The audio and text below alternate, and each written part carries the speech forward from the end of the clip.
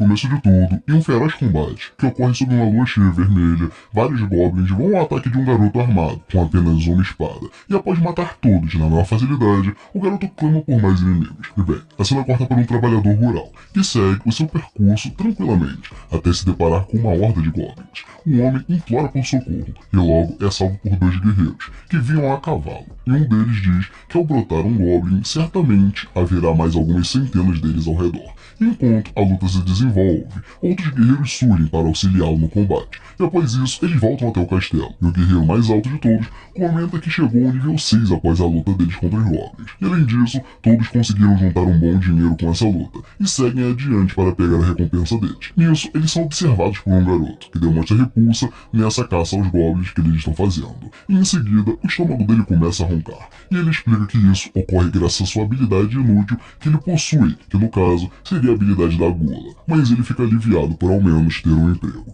E ao chegar ao pôr do sol, a cidade é visitada por 3 cavaleiros sagrados, e todos param no mesmo instante para observar eles caminhando pelo local. E nisso, um dos guerreiros diz que eles são o trio de irmãos Vlerek. Em determinado momento, a laranja de um dos comerciantes rola até os pés de Rado, e ele vai até lá se desculpar no mesmo instante. Porém, o cavaleiro não leva isso numa boa, e chuta o homem, o deixando no chão. O comerciante então tenta se justificar, mas Rado entende aquilo como uma tentativa dele de se impor a seus caprichos. Nisso, Memil vai até ele e diz que o comerciante deveria estar ciente do risco que corre ao debater com um deles. No caso, ele teria a cabeça cortada se os incomodasse. E ao ouvir isso, o comerciante implora ainda mais por misericórdia. Então os dois são contidos pelo outro cavaleiro sagrado, que aparenta ter mais juízo. E ele diz ao comerciante que perdoará as suas ações, apenas aquela vez. E Rado revela que ele teve sorte de continuar vivendo. E após partirem, o homem é acolhido por uma das moradoras, que se indigna com a cena que presenciaram. E nisso, os guerreiros também comentam sobre o ocorrido, e um deles se indigna que eles são cavaleiros sagrados, assim como Roxy. E bem, novamente, voltamos ao garoto da gula, e seu estômago ronca como sempre.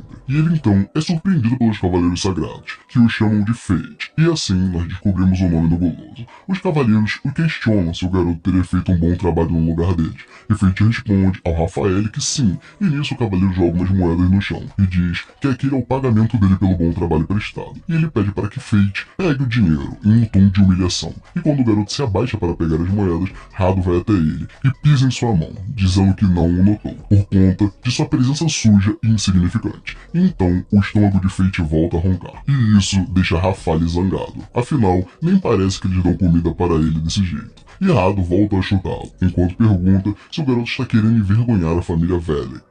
E Fate reflete que nesse mundo há pessoas que possuem coisas, em contrapartida há pessoas que não possuem nada, que esse é o caso dele. Enquanto ele é chutado, Memil vai até ele e desdenha de sua falta de habilidades úteis, e diz que ele apenas consegue ganhar dinheiro graças à piedade dos cavaleiros sagrados como eles.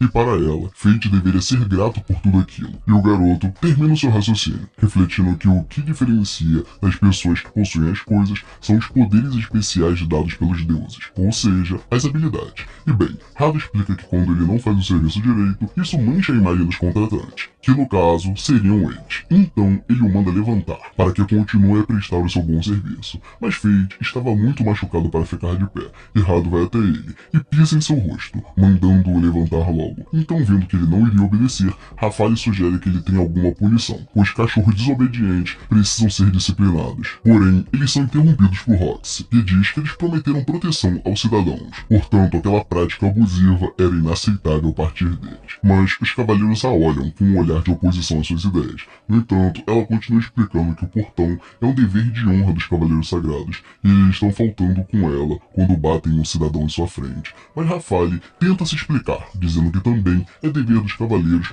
prover emprego para os que precisam. Mas ainda assim Roxy discorda do tratamento que eles dão para seus empregados. Porém, Rafael diz que eles possuem apenas umas divergências de opinião profissional. Sim, o cara meteu essa. E bem, eles pedem a licença de Roxy e seguem caminho. Nisso a garota vai até Fate e estende sua mão ao garoto, perguntando se ele está bem. Ele diz que sim, mas ao olhar para Rafael, Fate nota que o cavaleiro está muito bravo com ele. E Roxy pede para Fate ficar quieto, para ela conseguir limpar o seu sangramento de seu rosto. E ele, por sua vez, agradece a ajuda e gentileza dela, mas Roxy diz que eles são colegas de guardiões do portão. Além disso, ela é uma cavaleira sagrada, portanto, estaria fazendo apenas a sua obrigação em ajudá-lo. Então Roxy diz que está na hora deles trocarem de turno agora, e nisso o garoto passa a bandeira para ela, e a garota garota olha para ele seriamente e manda Fate a contatar caso os Cavaleiros Sagrados batam nele mais uma vez. E ele afirma que fará isso, mas também revela que está acostumado em ser tratado daquela forma. Então o garoto pede licença e se retira. Porém Roxy ainda fica pensativo a respeito do que viu. E bem, após partir, o garoto para pensar no que ouviu dela. E por mais que Roxy tenha prometido proteção a ele, Fate ainda se lembra do olhar perverso de Rafale. E embora saiba de toda a maldade dele e do seu bando, Fate ainda não sabe do que eles seriam capazes de fazer. Portanto, ele pensa que não deveria envolver Roxy nisso, para evitar que ela sofra alguma consequência. E bem, o dono do comércio vai até o garoto e questiona se os cavaleiros bateram nele novamente. Mas Fate fica em silêncio, e o homem diz que se as coisas continuarem desse jeito, o garoto irá acabar morto, assim como um outro cara que os cavaleiros mataram. Mas Fate apenas paga a refeição e agradece se retirando. Então o homem promete rezar para que ele fique bem. E no caminho de volta, Fate volta a se lamentar sobre a sua gula inútil e chata, pois o cara acabou de comer, e o estômago já está enchendo o saco de novo.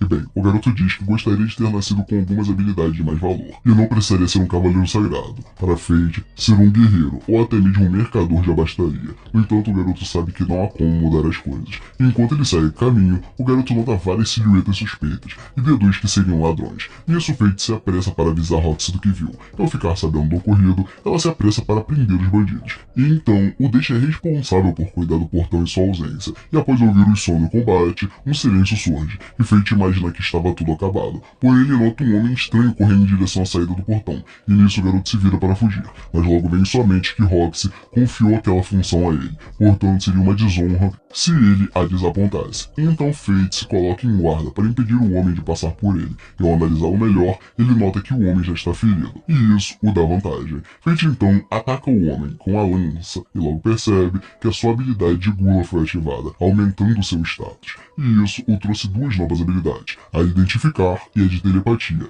E bem, ele fica confuso quanto aquilo, e em seguida, Roxy finalmente retorna. E ao olhá-lo, ela nota que há algo errado com ele, e mentalmente ela demonstra preocupação por ele. Então Fate consegue ouvir a voz interna da garota, e estranha isso, mas responde que está bem. Então Roxy comemora internamente, e Fate é capaz de ouvir a voz dela de novo, mesmo que ela não tenha expressado isso em palavras. E Roxy diz que irá reportar todo aquele ocorrido com os ladrões para os seus superiores, e ao ouvi-la, ele percebe que a voz interna desapareceu. E novamente, ele fica confuso quanto àquilo que ouviu antes. E ela então chama a atenção dele, e Fate diz que ela poderia receber os créditos por todo o feito. Mas a garota explica que ele matou um dos bandidos. Porém, ele diz que se o Rafael descobrir o que ele fez, isso poderia causar problemas para ela. Mas a garota entende que Fate estaria preocupado em não causar problemas para ele. E bem, ela diz que entende o ponto de vista dele, mas diz que sem ele, ela poderia ter falhado em seu dever de proteger o portão. Então Roxy diz que precisa recompensá-lo de alguma forma, e o chama para trabalhar para sua família. Mas ele se assusta com a proposta,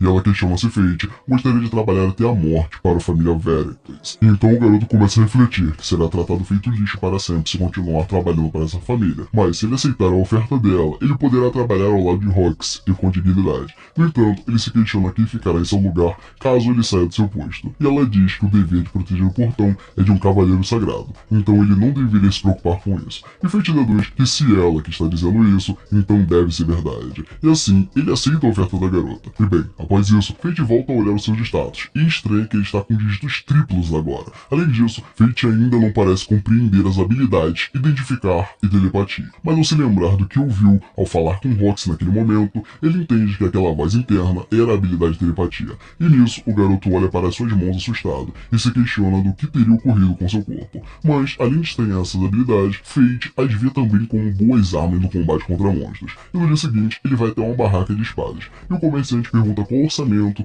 que ele procura. Mas ao mostrar seu dinheiro, o homem nota que o garoto é pobre, e diz que ele não tem dinheiro suficiente para comprar nenhuma arma. Então Fate se decepciona, pois em 5 anos que chegou ao local, aquelas 2 moedas de prata foram tudo que ele conseguiu juntar. Então o comerciante diz a ele que Fate só conseguiria comprar as piores espadas da barraca com aquele dinheiro. E ele aponta para um barril, e o garoto vai até lá, e pensa que deveria pegar uma, pois isso já seria melhor do que nada. E ao pegar a espada, ele ativa a habilidade Identificar, e nota que a durabilidade e a força da espada está em 0. E ele analisa as outras, elas também são ruins, até que ele encontra uma espada que chama sua atenção, pois ela está um pouco suja e tratada como lixo pelo comerciante, e logo se identifica com aquela mesma situação. E bem, a espada de repente fala com ele, e Fate toma um susto, então o garoto volta a prestar atenção nela, e novamente ouve uma voz, que diz que Fate não se arrependerá de comprá-la, e além de falar com ele, a espada demonstra saber sobre a habilidade gula que ele tem. Então Fate questiona como ele sabe disso, e a espada responde que é porque eles têm muita coisa em comum. E assim, o garoto a compra. E bem, Memil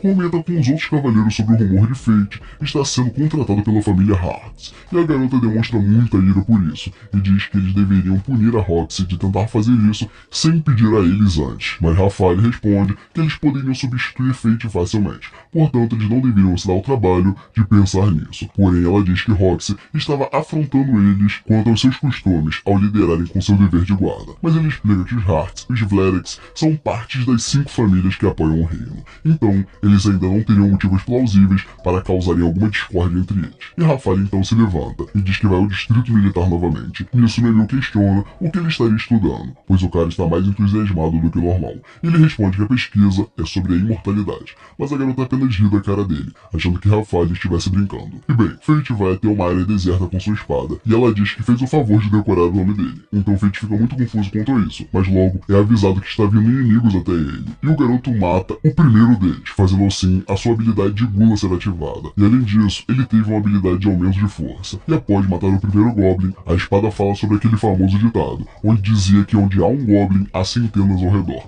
E de fato, vários deles surgem e atacam o Fate. E ele então segue matando a todos, ativando cada vez mais a sua habilidade de gula. E quando todos estão no chão, ele volta a olhar os seus status e nota que ganhou mais habilidade. Então a espada comenta com o Fate que ele deve estar se sentindo cheio agora. E ele percebe que realmente não está com fome. E nota que a sua barriga não roncou nenhuma vez durante a luta, coisa que nunca havia acontecido antes. Mas Fate diz à espada que achava que as pessoas nasciam com habilidades pré-determinadas. Porém a espada responde que ele é diferente, e a habilidade de gula é a responsável por isso. Ele explica que normalmente os status aumentam em batalhas, e baseado em sua experiência, o seu nível sobe. No entanto, a habilidade de gula dele rouba os status e habilidades, mas o custo disso é que ele não adquire experiência, e nisso Fate entende por que ele está no nível 1 há muito tempo. Ele então questiona a espada de como ela sabe tudo aquilo, e a resposta da espada é que eles são iguais, e por isso ele sabe de tudo aquilo. E a espada complementa dizendo que essa habilidade deve ser mantida em segredo, pois seria melhor para ele. Afinal de contas, essa é uma habilidade que desafia as leis divinas. Nisso Fate se espanta e decide que o melhor a se fazer